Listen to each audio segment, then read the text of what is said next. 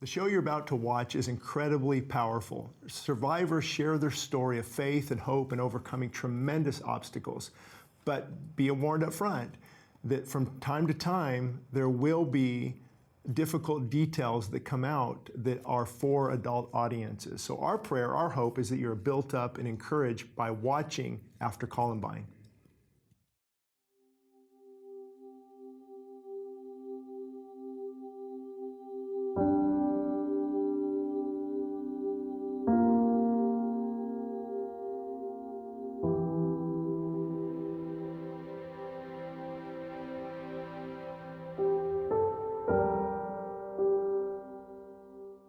I'm not given to dreams and visions. I know people have them, and I rarely ever have them, but 3 months to the day before the Columbine event happened, on January 20th, I had the most horrible dream vision that you could imagine. I sat up bolt right in the bed. My wife thought I was having a heart attack. I was in a cold sweat. And in this dream, I saw kids sitting in a room. It looked like tables. I couldn't tell where I was. I know now it was the library at Columbine. I saw kids running in a line with their hands on top of their head, which I'd never seen anywhere before. And they were crying and in terror. I had no idea at the time what I was looking at. And I kept hearing the words 911, 911. Someone's shooting a gun out here and someone got shot, I think. Okay. Can you see anything going on over there? No, some girl's on the ground and she's paralyzed and I think she's hurt. There's kids in Columbine with guns and grenades. Guns and grenades? They're shooting off the guns and they're throwing the grenades on the roof. And I turned on the television and I saw these kids running in a line with their hands on top of their head. I told my wife, I said, that's exactly what I saw. I saw that. And it was unbelievable. It's been 2 decades since the deadly school shooting at Columbine High School in Littleton, Colorado on April 20th, 1999 devastated the nation. Tragically, dozens of mass shootings have followed. The circumstances are always different, but the impact on the students and their community is much the same. The plight of survivors is often forgotten. But now, 2 decades later, Columbine survivors are revealing the impact of their experience. This is how they coped, how they changed, and how they grew. This is what happened after Columbine.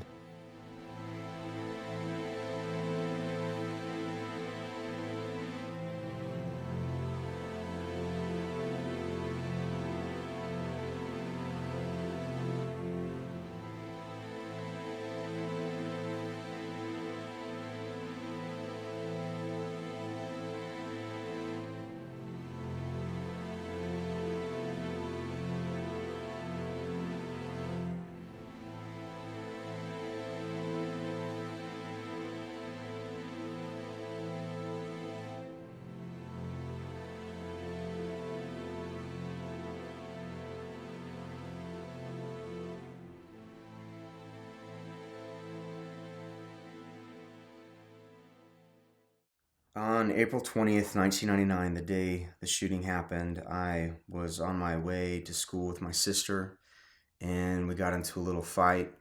I was making us late to school, and I was calling her names. When we pulled up to the school, I got out of the car, turned and slammed the car door shut on her. I had no idea that'd be the last time I would see her.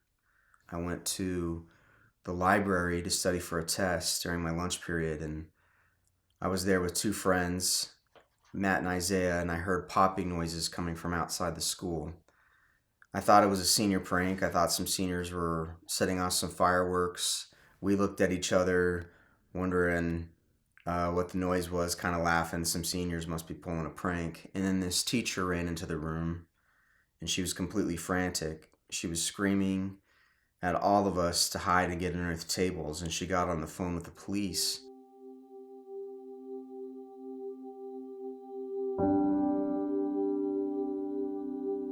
We were sitting there and the day had started, everything seemed to be normal, and then we could hear loud noises, and we just assumed that it was somebody banging on the lockers. And then we heard a rumbling, and we're kind of looking around, and I looked out the window and you could see, the looks on people's faces.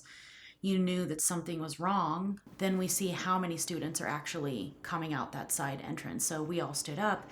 And as we're standing up trying to figure out, what is sort of going on, the fire alarms went off. So we had run across the street to a park, and there's a little baseball field there. It's directly across the front of the school. And we're kind of just standing in the park wondering, what is going on. And then we could hear glass breaking and guns firing. And I knew what it was because my family and I have been raised with guns my whole life. It's just I know what it sounds like when it's leaving me, not when it's coming towards me, but I knew the sound and I knew what was coming our way.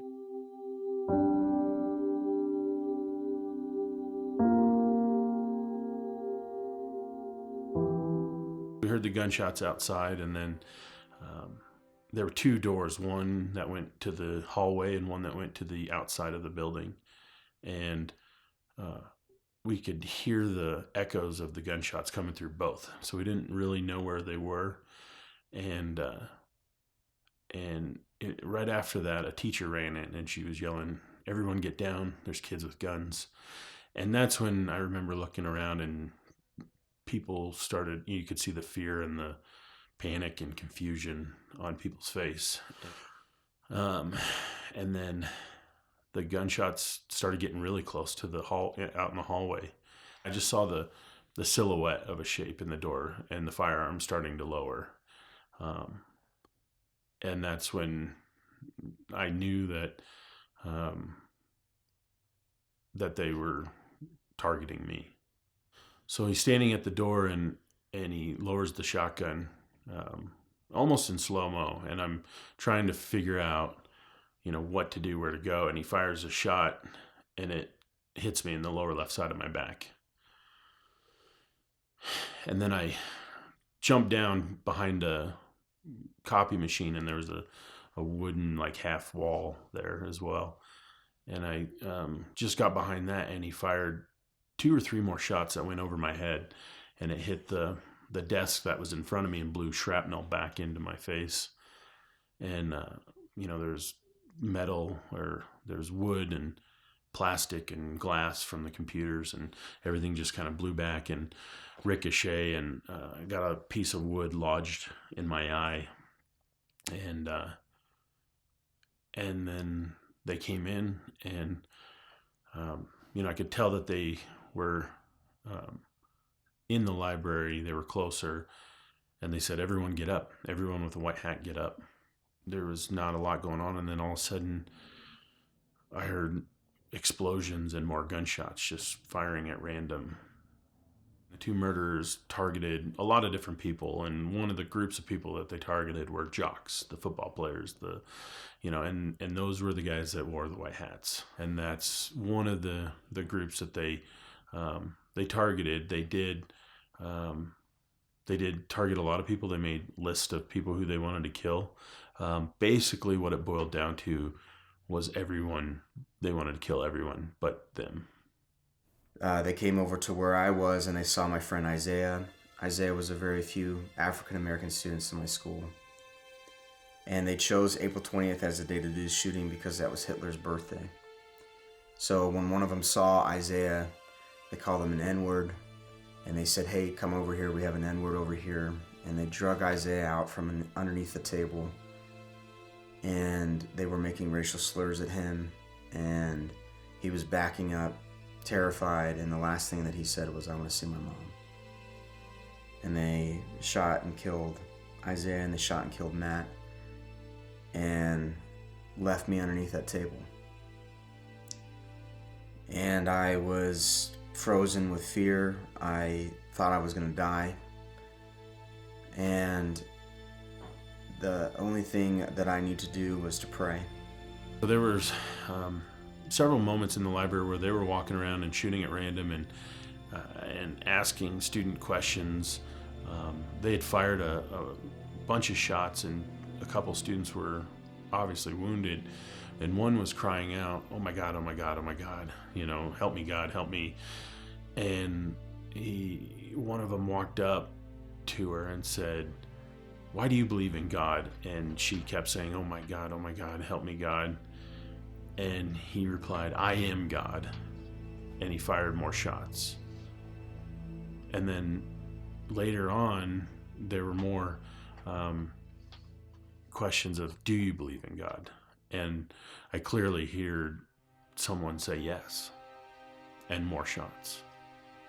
You know, and these were all from, you could tell from different parts of the library at different moments as they moved around.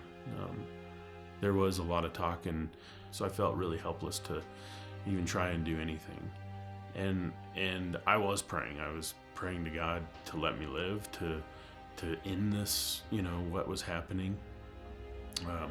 And I pulled my knees up to my chest, consciously thinking, well, if they shoot me, maybe it'll go through my legs first and slow it down and I'll live. But I was hiding in the foothole of the librarian's desk, and I'd pulled a chair up to try and, you know, conceal myself a little more. And all of a sudden I see a pair of boots coming around the corner, and I'm just trying to be quiet and hope that they don't notice me.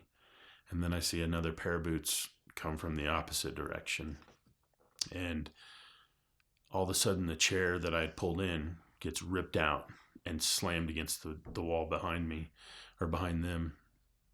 And one of them kneels down and puts a gun to my head, and he asks, why shouldn't we kill you? And immediately I said, I don't want any trouble. And he got closer and said, trouble? You don't know what trouble is. And I told him, that's not what I meant. I meant, I've been good to you and everyone in this school, and you know it. And I could see his facial expression changed. Something happened in that moment that I still believe to this day wasn't my words. It was something greater, something more powerful. But he started to stand up, and he lowered his guns, and he turned to the other one and said, you can kill him if you want. Almost angrily, because something was holding him back, something changed. And the other one looked at me and said, let's go to the commons. And, you know, and they went back and forth and finally started to leave. And the one that had asked me whether or not he shouldn't kill me, picked up a chair and slammed it on the desk right above me in anger and yelled out, and they left. And I was the last one to talk to him. I asked God to take away my fear because I literally felt like my heart was going to stop beating. And in that moment, I felt relief from my fear. And about a minute later, I heard a voice speak to me and told me, get out of there. So all of a sudden, I felt free a little bit from my fear, and I was the first student to stand up. I looked around the room. I saw the shooters had left, and I yelled at everyone, let's get out of here. I think they're gone. If I didn't listen to that voice, I think more of us would have been killed. The shooters ended up coming back into the library, exchanging gunfire with the police. One of them then shot and killed the other, and then killed himself.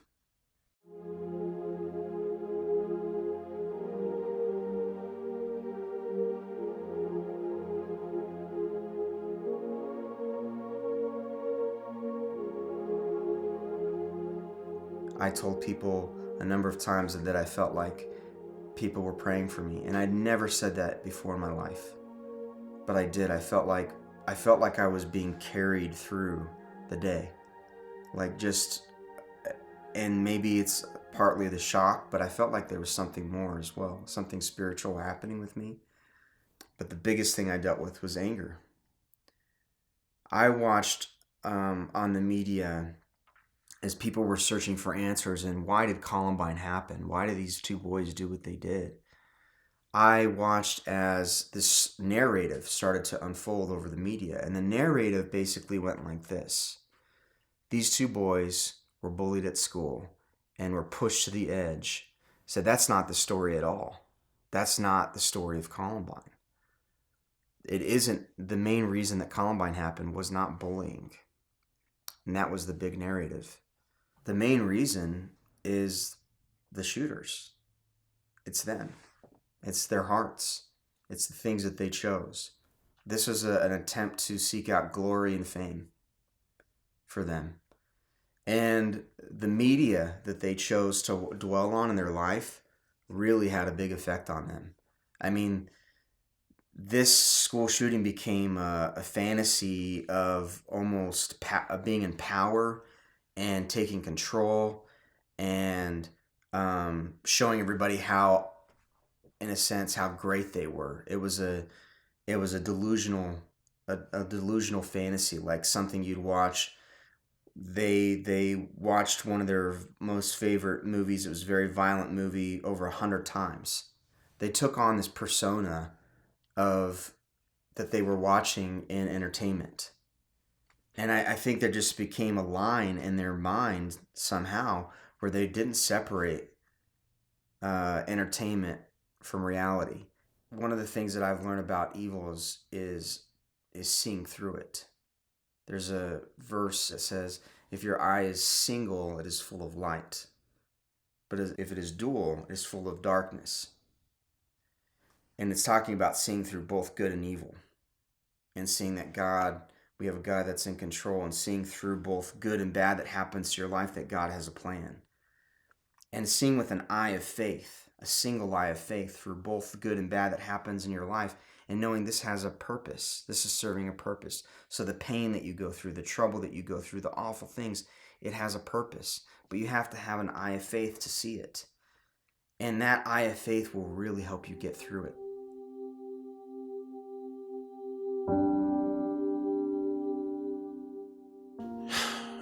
You know, my faith was huge in dealing with what I went through and understanding what I went through and understanding the world. You know, I think I would call myself a passive Christian before Columbine. You know, I believe that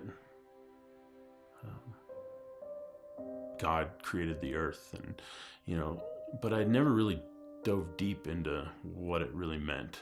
And as I looked, you know, I think one of the things that I saw so much death and destruction and hate and anger that seeing the opposite in the Christian faith is something that was really comforting, because when you see that much death and destruction, it puts in perspective the love and the compassion that God and Jesus have to offer. It's funny, before I became a parent, I think a lot of the things that I did were, I guess, in preparation or anticipation of becoming a parent. You know, I wanted to help make the world a better place and create a world that I'd want to raise a kid in, and create a world that I'd want my child to live in. It makes you think a lot more. But you know, I think I've also learned to trust in God and His plan, you know, what He has in store for my son. And it's crazy to see the joy and gift of life, and how, you know, because that's one thing I saw, how much those two that day disregarded human life. They had no respect for life. And that was one thing that I really, after Columbine, respected life. You know, it's not something to be thrown away from the beginning to the very end. We need to respect the dignity of life and humans. And I think if you start with that foundation, you respect people even more as just human beings. One of the unique things that I've learned about evil is that God can use it.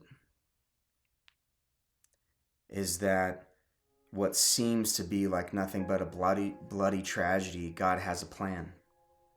I've gotten to watch, I believe, a very anointed plan of God unfold, and that has affected millions of people. I talk to teens every single week that are dealing with pain in their life, and they listened to me because I'd been through something hard, and I had the credibility to look at them and say, this pain can serve a purpose in your life. This can be what leads you to your destiny. This can be what leads you to your greater purpose. Nothing happens by accident. Everything has a purpose. The happy times, the sad times, the tragedies and the triumphs, everything has a purpose. And while we may weep through the hard times, and while we may be brokenhearted over the pain that other people experience through those times, we can be comforted to know that none of it is for nothing. Everything has a purpose.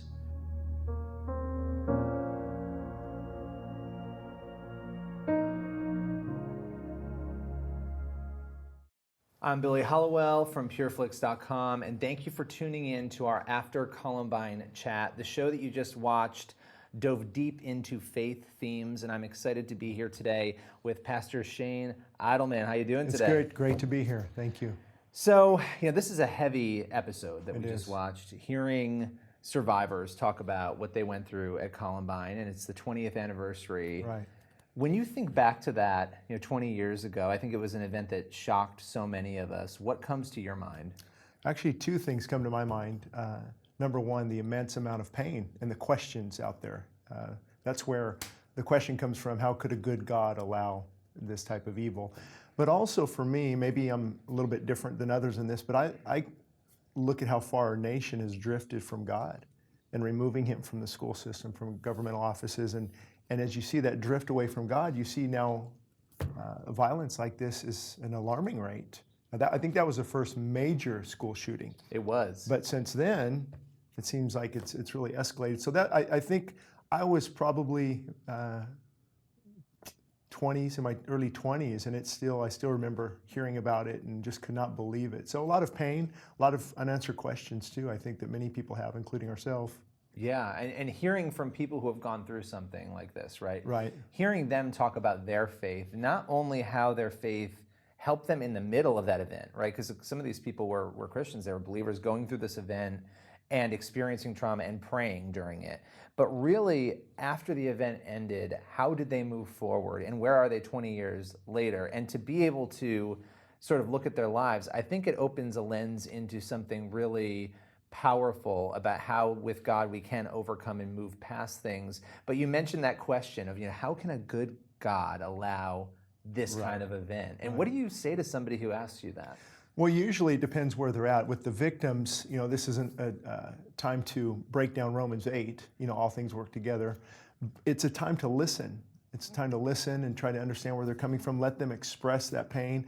But I like to point people to Christ for this very reason, because often the deeper the pain, the deeper that relationship. If I can get them to draw closer to God instead of farther away from him, they begin to see that pain actually has a purpose. So the short answer is, how do you reconcile? Well, we live in a very evil world, a very sinful world, and God does allow things like this to take place. It's not utopia, it's not heaven yet.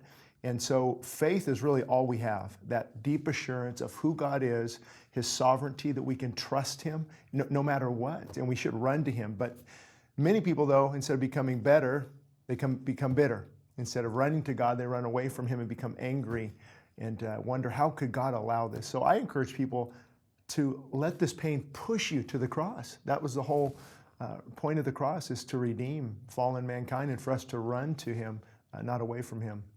Yeah, and when these events happen, I think a lot of people, they blame God instantly, right? That question of why does God allow pain, it's almost, like, well, why didn't God protect me from this? Or why did God make it happen sometimes? That is almost what it reads like, and not always, but I think sometimes. So what role does free will play in our lives, but in events like this in particular? Wow. Well, before I answer that, there's a story I thought of this week. I read about it again. There was a young girl who had a very rare disease where she actually couldn't feel pain.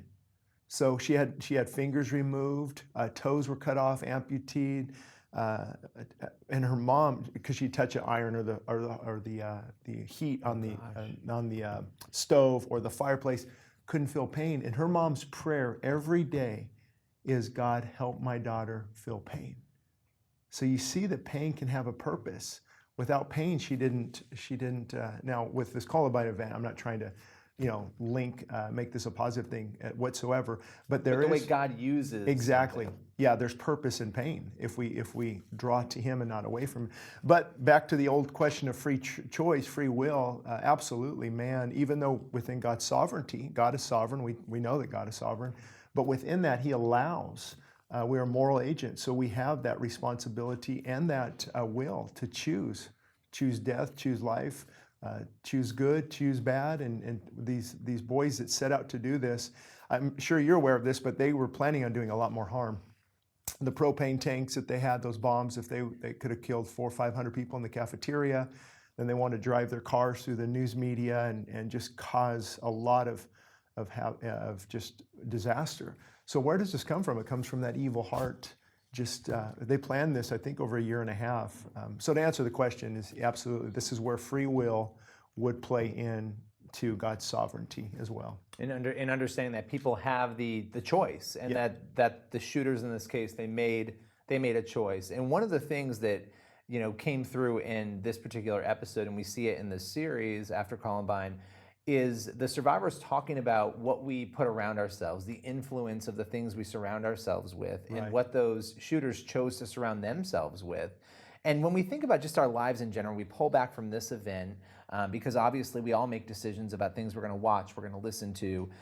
What as a pastor do you advise people when it comes to just the influence? Well, this is something I love to preach on, entertainment, what we feed our mind with, because as we know, as a man thinks in his heart, so is he. You won't see any mass shooter, any serial killer who is in God's word, broken before God, worshiping, filled with God's Spirit, putting in the good things, like Paul said, the things that edify and build up. You see this dark, depressive type of environment. And I'm not going to make these huge leaps like people do with violent video games and things, but there's a lot of truth to that. We're becoming desensitized. We're being dumbed down. Things are being dumbed down. And we see that these influences that we're putting in our mind definitely are playing a huge role. A lot of these shooters, though, are on heavy medication, psychiatric type medication. And it's interesting because, you said we got to be careful about where we point, because sometimes people say, well, this music did it, or this did it, or that, and that happened after Columbine. There was a lot of finger pointing, which we talk a little bit about in the series. But what's interesting is we do know this on the other side of it. We know that Christians go to church and read the Bible, and we put those things in our minds and our hearts so that we can learn more and become more like Christ, right? So on the flip side, whatever you're putting into your mind, yes, there's going to be an influence of it, it would seem, right? Absolutely, you make that decision. Well, in looking back at the shooter's journal notes, back when one of the shooters, when he was 15, talked about that dark type of depressive, always negative, hating certain people. It was just... It makes me wonder, the parents have to keep a much closer eye on the spiritual influences in our homes, what we're allowing into our homes now through the internet. I think if they live under your roof, you are the shepherd, you are the watchman, you are the leader, and what you allow into that home, your family's home, I think can make a huge difference. But yes, to answer your question, without a shadow of a doubt, anybody that does something like this, their mind has been focused on a lot of darkness, a lot of depression, a lot of... now we've got video games, where you can do some not good things on some of these video games, and very alarming. And to say that doesn't influence people, I think is naive. Now, of course, anybody that watches that doesn't become a mass shooter. Right, but this collective notion of what we're putting in our minds, it's the not whole healthy. trash in, trash out, garbage in, garbage out mentality, there is something to that, and that you would gravitate towards something. And I believe that, or I don't believe, I know we cover this in the series a little bit, where one of the survivors talks about a movie that, the shooters would watch. They had a favorite movie over and over again, and it was a film that aligned with the actions that they ended up committing, right? Now exchange that with Little House on the Prairie and see what would happen. Right, I mean, it's interesting, right? That and maybe it's that you're gravitating towards those things even more to feed that, I don't know. Yeah. But at the end of the day, what we take in matters. Yeah. And what, on the flip side of all of this, and sort of looking at it a little differently, at your church as a pastor, if somebody has a traumatic event, something they go through, obviously it might not be a school shooting, we all go through so many things that are difficult in our lives. How do you respond to somebody who's struggling through that, who's trying to see God in it, and they're just having a really hard time? Well, I think it goes back to what I said earlier. It's not really, at least for me, it's not the time to sit and throw scriptures at them as if their feelings aren't valid. It's a time to listen and to support and to encourage. And sometimes people just need to vent. But I do point them back to he's a good God. Trust in Him, fully surrender your life. Give Him your pain, give Him your frustration, give Him your fears. It's okay to yell, God, I don't understand. Just driving down the 5 freeway here, I remember at our church about a year ago, one of our members was hit by a car and the car exploded on the 5 freeway and he passed away right then. And still seeing his wife at church and his family and just how that brokenness has brought them closer to the Lord. And that's a deciding factor. When things like this happen, people can become bitter and angry, or they can just be broken before God and just take it all to Him. So that's what I encourage people to do. Take your pain to God. Don't dismiss the pain. Don't try to excuse it. It's not the time to quote Romans 8, where all things work together for good. Brother, come on, just think positive again. No, this is something traumatic happened. So I think letting people express themselves and not having to have an answer, but ultimately point them to the answer, point them to Christ, and that's the only sure foundation that we can trust in. I think, you see the lessons that these survivors have sort of given us in sharing their stories, and you think, man, if they can survive that, I can survive anything, right? And if their faith can survive that, I can survive anything. What do you think the church's role should be, and Christians, in trying to prevent these kinds of events? And maybe that's on a small scale or a big scale, but I'm just curious. Well, that's a pretty broad question. But I also think, and just to tag on to what you just said earlier, as Christians, our faith isn't contingent upon what's happening to me. It's contingent upon who Christ is. So if we look at my faith isn't going to falter or become stronger or weaker based on my situations. Actually, the word happy comes from the word happenstance. What's happening to me. So our faith has to be grounded on who Christ is and that alone. But the church, and maybe it's just a passion that God has given me. But to answer that question, we have to look at why are these things happening? And I see a nation drifting away from God. You look in the school system, which was initially founded to teach kids the Bible in the 1600s. And you look at our universities, you look at the court system. Our court system used to be founded on William Blackstone's commentaries on the laws of England, all grounded in Scripture. Prayer in school. So you see all this doesn't mean bad things aren't going to happen, but you begin to remove that shelter, that safety of God's protection and blessing upon a nation that fears Him and wants to proclaim His word. But the church can be, I think, more active. These boys were outcasts, and you have to make a point to persevere, and you have to go out of your way to love people and to say, hey, how are you doing? Have you had a hard day? And I think go after these people versus sometimes we just close our doors, lock our doors, and hope nothing bad happens. If somebody is alienated, for instance, and not that anybody could have done anything in this instance to stop it, but in general, as Christians, if we're seeing somebody who's alienated, that we should be engaging. At the mall or wherever you're at, if you see a dark hoodie on and they're always on their phone and they just seem alienated, lost, a loner, there's nothing wrong in smiling, saying, hey, how are you doing? Good. And starting that conversation. So I think the church needs to be a lot more active in going out and finding those alienated people. Well, listen, this has been phenomenal. Are there any words maybe that you would say, and you've kind of said this, but I just want to give you the chance, because I know there's people watching who are probably facing really difficult things. If you had a chance to speak into their life in any way to encourage them in the middle of maybe a struggle, what would you say to them right now? I would say no matter what, that you turn your life completely over to God, fully surrender to the God who created you. And I've shared this before. It's hard to share that I conceded to an abortion for my girlfriend, actually down this LA area 27 years ago. And that decision still haunts me. Barely graduated high school and had a lot of challenges and a lot of addictions and different things. And I saw how Jesus changed all that. I saw how He took that pain and that rebellion. And actually, those who've been forgiven much love much. So I would encourage that person to completely turn their life over to Christ. If they don't know Him, then I would encourage them to repent and believe. You cannot fight against God and end up winning. There's no fight to win. It's a losing battle. It's a losing battle. And now I don't want to dismiss that pain, but I would just encourage them, take that pain to the cross. He died for your pain. He died for that. to be able to take that from you and to build that relationship. So I know in my own life, the deeper the pain, the deeper the relationship. And how do you know Jesus is healer and redeemer and your Sabbath rest and all these things, the rock, the sure foundation? How do you know him as all these things unless you've experienced that? So that would be my encouragement. Don't fight against God. Don't get angry with him. Just take everything to the cross, because anger, we know anger and unforgiveness will just rot us from the inside out. We think we're holding somebody captive by holding this unforgiveness in and bitterness, but we're actually held captive. The walls we build to protect us end up imprisoning us. And so I would encourage that person to let it go. I think a movie we just watched, 20-30-minute movie, is going to open the heart. And there's not a lot, God doesn't always give us a lot of opportunities. Here, if you hear my voice today, harden not your heart and turn everything over to him. Well, listen, I appreciate this. Where can people go to find out more about you and your ministry? WestsideChristianFellowship.org, WestsideChristianFellowship.org, or ShaneIdelman.com. As you know, I've written some books, and all of those are at the church website for free as free downloads on actually many of these topics that we just talked about. There's more resources available. So Westside Christian Fellowship or ShaneIdelman.com. Great. Thank you so much. Thank you.